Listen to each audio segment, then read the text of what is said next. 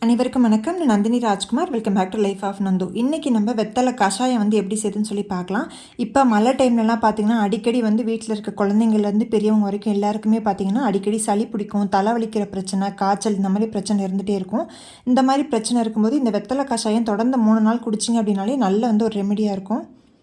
இந்த கஷாயம் பண்ணுறதுக்கு ஃப்ரெஷ்ஷாக ஒரு வெத்தலை எடுத்து வச்சுருக்கேன். அந்த வெத்தலையில் காம்பு இருக்கும் இல்லையா, அதை நல்லா பிச்சுட்டு வெத்தலையை நல்லா கழுவி வச்சுக்கலாம். சின்ன வெத்தலையாக இருந்தால் 2 எடுத்துக்கோங்க, பெரிய வெத்தலையாக இருந்தால் 1 போதும். இஞ்சி பார்த்திங்கன்னா 1 இன்ச் அளவுக்கு நல்லா தோலை சீவிட்டு கழுவி வச்சுக்கலாம். இஞ்சியில் கண்டிப்பாக தோலை சீவி இருக்கணும். அதை இந்த மாதிரி இடிக்கல்ல போட்டு நல்லா இடித்து எடுத்துக்கலாம். வெத்தலை பார்த்திங்கன்னா நல்லா ஒரு உஷ்ணமான பொருள். நம்ம வெத்தலை கஷாயம் குடிக்கும்போது பார்த்திங்கன்னா சளியெல்லாம் இருந்துச்சு அப்படின்னா அதை நல்லா மோஷன்லேயே உங்களுக்கு வெளியேற்றிடும்.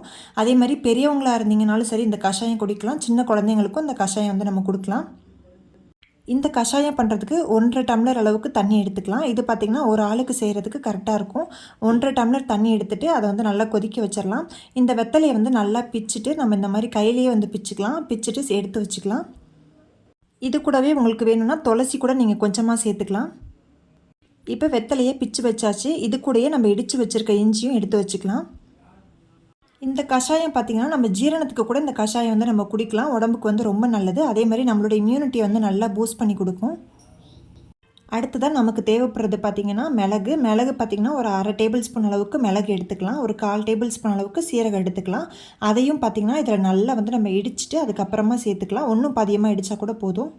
தண்ணி நல்லா கொதி வந்ததும் இஞ்சியை சேர்த்துக்கலாம். இஞ்சியை சேர்த்துட்டு அதுக்கப்புறமா கொஞ்சம் நேரம் கழித்து கொஞ்சமாக மஞ்சத்தூள் சேர்த்துக்கலாம். மஞ்சத்தூளும் பார்த்திங்கன்னா நல்லா ஆன்டிபயோட்டிக்காக இருக்கும். அதுக்கப்புறமா வெத்தலை, நம்ம இடித்து வச்சுருக்க மிளகு சீரகம் எல்லாத்தையுமே சேர்த்து நல்லா கொதிக்க வச்சிடலாம். 1.5 கிளாஸ் அளவு தண்ணி பார்த்திங்கன்னா நல்லா சுண்டி 1 கிளாஸ் வரணும். கடைசியாக பனங்கல்கண்டு இல்லைனா நாட்டு சக்கரை ஏதாவது சேர்த்துக்கலாம். பெரியவங்க குடிக்கிறீங்க அப்படின்னா லைட்டாக உப்பு சேர்த்து கூட அப்படியே கூட குடிச்சிக்கலாம். சின்ன குழந்தைங்களுக்கு கொடுக்கறதா இருந்துச்சுன்னா நீங்கள் பனவெல்லம் இல்லைனா பனங்கல்கண்டு கூட சேர்த்துக்கலாம். இதை நல்லா ஒரு ஃபில்டர் வச்சு வடிகட்டிடலாம். வடிகட்டிட்டு காலையில் வெறும் வயிற்றில் குடிக்கணும்.